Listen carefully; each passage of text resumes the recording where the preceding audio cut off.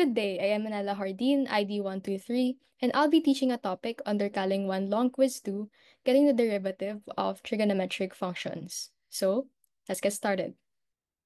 The coverage for this video will solely be differentiation of trigonometric functions. Other topics for LQ2 will be posted in separate videos, so just explore the Syntax YouTube channel and you'll find lots of good resources. The good news is, in Kaling 1, all the formulas will already be taught to you. So, no matter how complex the problems are, you can easily solve them by going back to the basics. Bale, plug and play lang. So, let's go to the prerequisites. Whenever I tutor, I always show the prerequisites so the student knows ano yung kailangan alam na niya, ano yung tools na dapat na master niya na.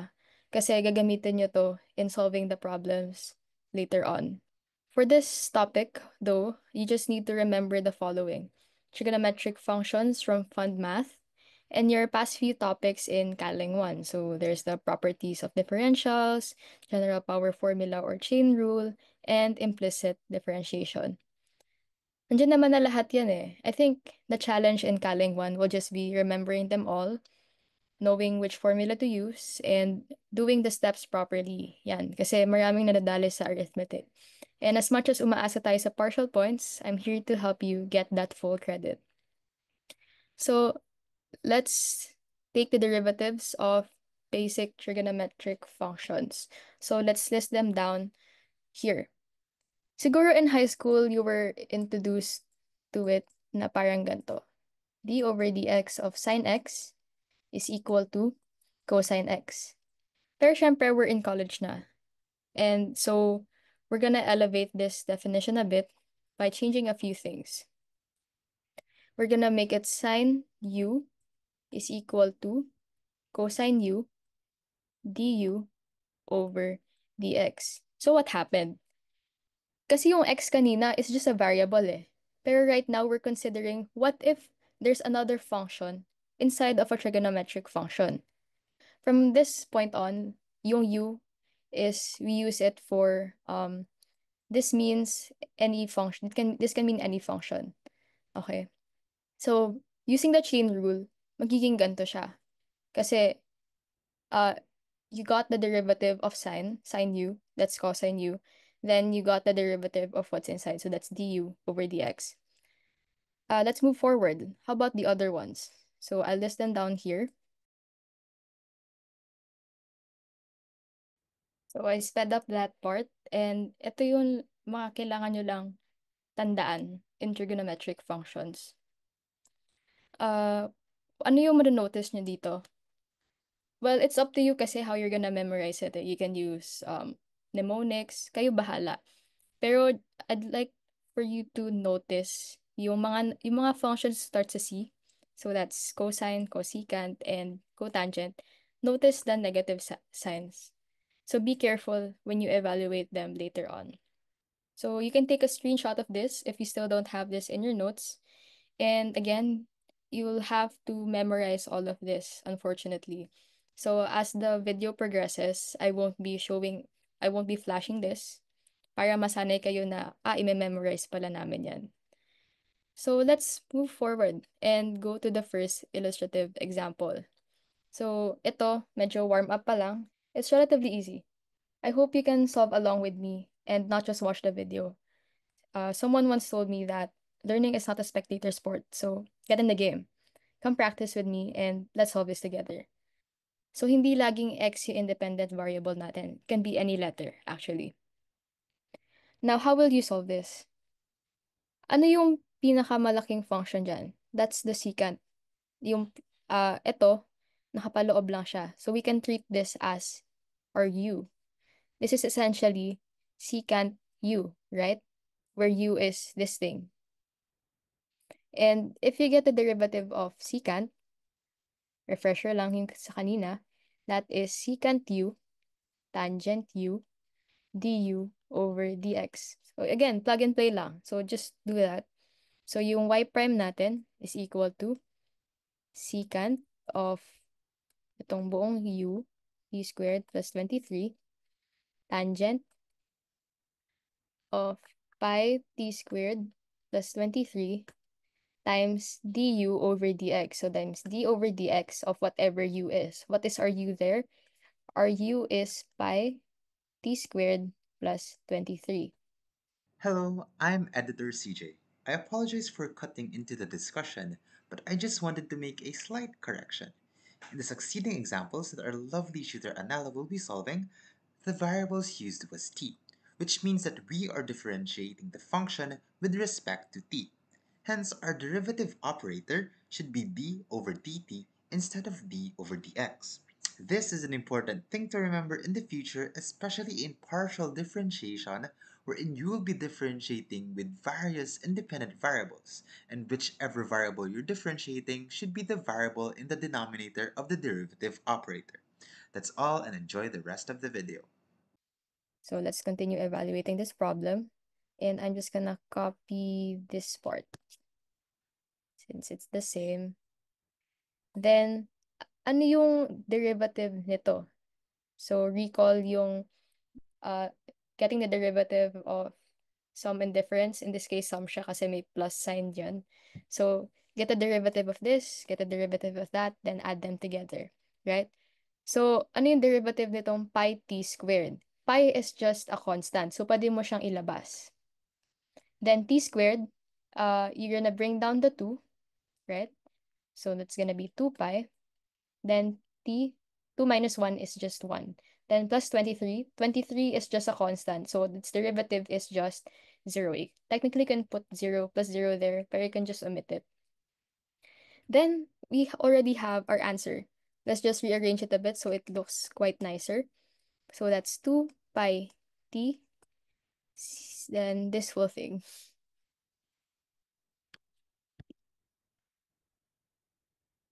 And this is our final answer.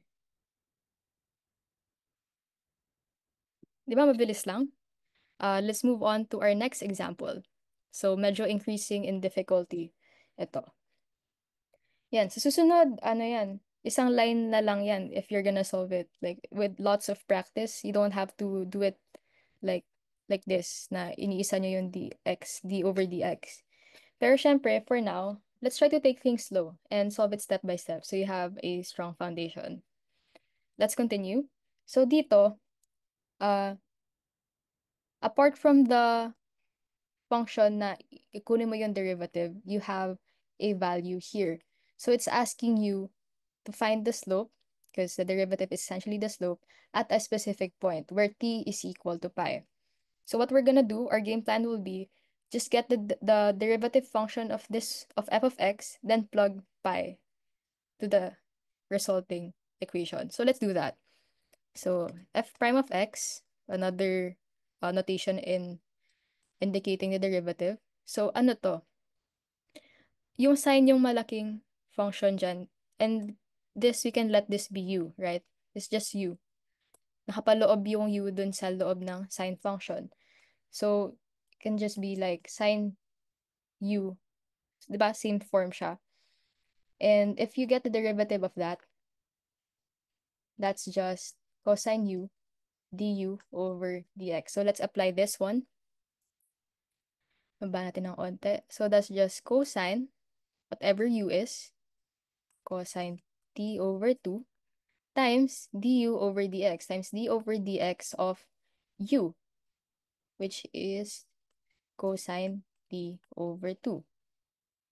Then,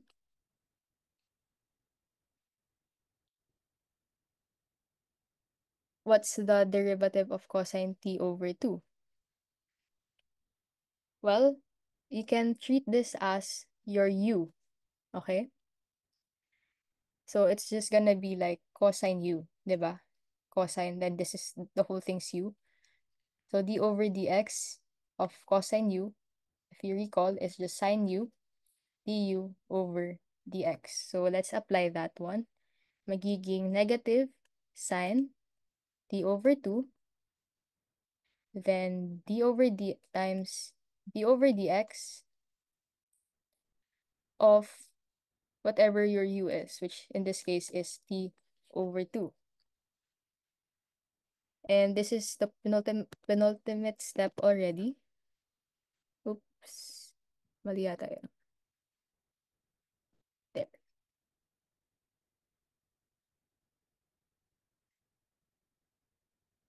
What's the derivative of t over 2? So that's just 1/2 times t. So it's just actually 1/2. Let's try to rearrange this first by putting the constant sa start. Then putting everything else. So is this already our final answer? No, it's not. Kasi binigyan tayo ng initial condition. Binigyan tayo ng condition here at t is equal to pi. So we need to evaluate pa f prime of pi. So that's equal, plug in nyo lang yung pi dyan. It's just easy as that. Pi over 2 times negative sign of t over 2. Sorry, pi over 2. And if you do that, recall yung trig nyo from fund math. And what's cosine pi over 2? So let's say you have a unit circle. So this is 0, this is pi over 2, this is pi, this is 3 pi over 2. Cosine, so you're talking about the x component, and this is pi over 2. Does it have um an x component?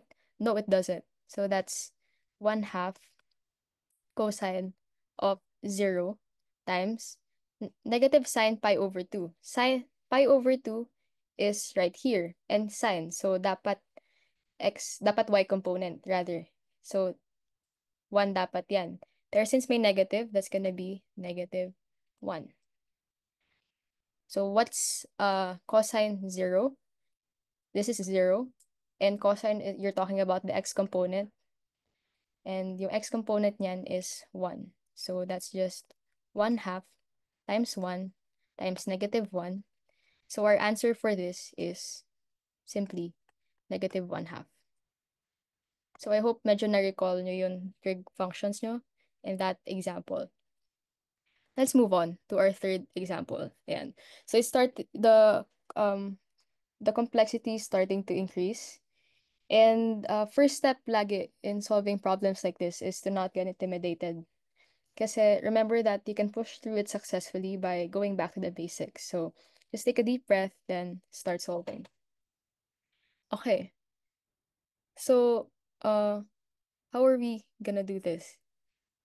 You can see na there's sort of like factors. Now this is one term and this is another term. This is a function of x and this is another function of x, and you're multiplying them to each other. So that should give you a hint na, oh, I should use the product rule. So let's do that. Uh, let's copy the first muna. So that's square root of 3x plus 1. Then get the derivative of this. We can treat this whole thing as our u. So magiging cosine u siya. And we've already established na yung derivative ng cosine u, that's just negative sine u du over dx. I won't write it na. But let's put a negative here. Then sine of, ano yung u? Square root of 3x plus 1. Then du over dx. So d over dx of whatever u is. So that's square root of 3x plus 1. But that's just the first part of the product rule. I-add pa natin yung kapag yung una naman yung i-differentiate mo, then saka mo ikakopyahin yung second term. Maybe some of your profs made you memorize what the derivative of this is. So maybe your profs already made you memorize what the derivative of square root of 3x plus 1 is. So let's just apply that. 1 over 2 square root of 3x plus 1. But then since chain rule siya, kailangan nyo pang i-multiply yan sa derivative ng 3x plus 1. Then you multiply it to this one. Just copy the second term. So that's just cosine square root of 3x plus 1. So this looks quite medyo mahaba siya, no? So try natin i-simplify ng onte. So that's negative square root of 3x plus 1. Then sine square root of 3x plus 1. Ano yung derivative ng square root of 3x plus 1? Actually, we've already solved that earlier here, Jen. So let's just do that again. So that's just 1/2. Tapos nasa denominator yung 3x plus 1. Then you're gonna multiply it pa to 3x plus 1. So I hope na nagigets nyo pa yung progression ng chain rule natin dito. Basta from outside in yung approach natin when it comes to chain rule. And I hope ma-master nyo yan kasi the way na ginagawa yung problem sa complex is just nagpapasok lang sila ng maraming functions there. So let's continue. So I'm just gonna copy this whole term.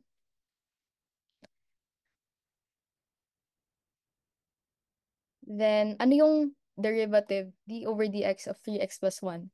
3 times cosine of square root of 3x plus 1.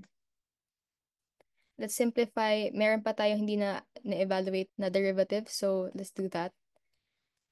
3x plus 1 sine of square root of 3x plus 1 times 1 over 2 square root of 3x plus 1 times yung ano yung derivative ng 3x plus 1, that's just 3. Then, I'm gonna copy this whole thing.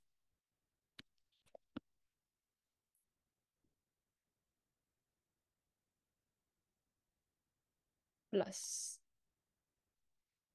Then, let's simplify. So, yung mga numerator, i-arrange nyo ng maayos. And yung denominator, arrange din ng maayos. So, there's negative sign there. Be careful kasi marami nagkakamali ito. Minsan may miss out na terms. So, make sure na all terms are accounted for. 3x plus 1 sine square root of 3x plus 1 over 2 square root of 3x plus 1. How about the other one?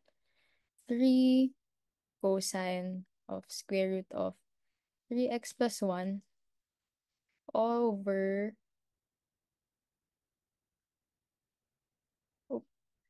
2 square root of 3x plus 1. And this is already our final answer. And we're done with example number 3. So thank you so much for watching. You may also avail syntax tutorials by scanning the QR code flashed on your screens. Once again, this is Anella Hardin from Syntax, paving your way to excellence.